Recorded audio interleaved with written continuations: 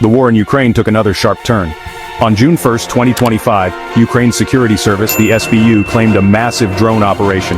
This operation targeted Russian military airfields deep inside Russian territory. Over 40 Russian bombers were targeted in this audacious attack. The bombers are strategic assets for the Russian military, many capable of carrying nuclear weapons. Hitting such targets is a clear escalation. This action speaks volumes about Ukraine's resolve. The timing of this attack is particularly striking, coinciding with new peace talks scheduled in Istanbul. This drone strike casts a long shadow over any diplomatic efforts. Initial reactions have been swift and predictable. For Ukraine and its supporters, it is a sign of resilience. For Russia, it is undoubtedly seen as a major provocation. The Kremlin's response will be closely watched. Will it lead to an even more brutal escalation from Moscow? Or will it, paradoxically, chasten Russian leaders? The world holds its breath, fearing the former. The implications are still unfolding. This current war did not begin in February 2022. Its roots go back much further. In 2014, Russia annexed Crimea, violating international law. Conflict erupted in eastern Ukraine's Donbas region. Russian-backed separatists fought Ukrainian forces. The full-scale invasion in 2022 was a massive escalation. It transformed a regional conflict into Europe's largest land war since World War II. The suffering has been immense. Many attempts have been made to find peace. The Minsk agreements aimed to stop the fighting in Donbas but ultimately failed. Both sides accused the other of violations. Continued fighting on the ground made progress nearly impossible. The human cost of this conflict is staggering. Millions of Ukrainians have been forced from their homes. Countless civilians have been killed or injured. Cities and towns have been reduced to rubble. Ukraine's infrastructure has suffered catastrophic damage. The psychological trauma on the population is immense. The war has also inflicted a heavy economic toll. Ukraine's economy is shattered. Russia faces severe international sanctions. The global economy feels the impact through energy prices and food security. The situation remains volatile and unpredictable. The specific types of bombers targeted in this strike are significant. Reports suggest aircraft like the Tupolev Tu-95 and Tu-22M were hit.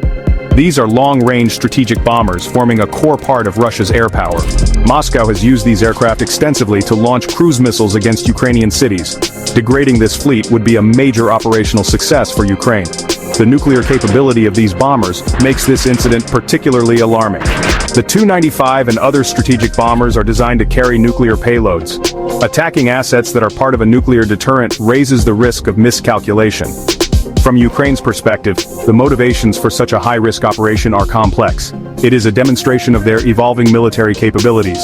Drones, likely domestically produced, have penetrated deep into Russian airspace. This sends a clear message: no part of Russia is entirely safe.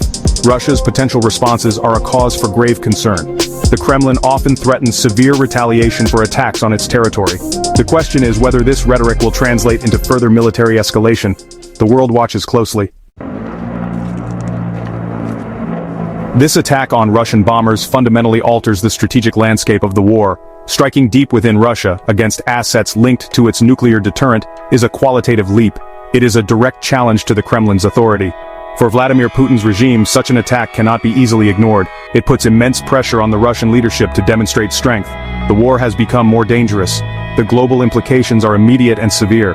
Fear of a wider conflict, potentially drawing in NATO, intensifies. The nuclear shadow looms larger and more menacingly. Peace talks are now more crucial than ever. The alternative to negotiation is a continued and likely escalating cycle of violence. The world must recognize the urgent need for a diplomatic solution. A profound and deep-seated mistrust between Russia and Ukraine is a primary obstacle. This mistrust has been building for decades, exacerbated by the events of 2014 and the full-scale invasion. Years of bitter conflict and broken agreements have created enormous psychological barriers. Maximalist positions held by both warring parties present another major hurdle. Russia initially sought sweeping objectives, including the demilitarization of Ukraine. Ukraine is determined to restore its full territorial integrity. These fundamental positions appear irreconcilable at present. The personalities and political constraints of the leaders involved also play a critical role. Vladimir Putin has invested his personal prestige in this war. Ukrainian President Volodymyr Zelensky operates under immense public pressure. Both leaders face powerful domestic forces that limit their room for maneuver. The path to peace is fraught with obstacles.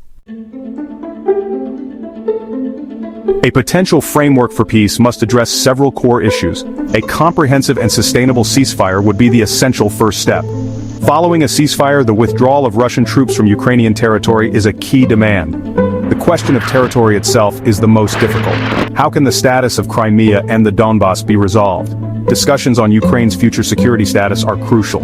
Identifying effective and trusted mediators is essential. International support is vital for ensuring the durability of any peace agreement. The global community must commit significant resources for reconstruction aid. Mechanisms will be needed to monitor and enforce compliance. The future of sanctions against Russia would also need to be part of the discussion. Every diplomatic avenue must be explored.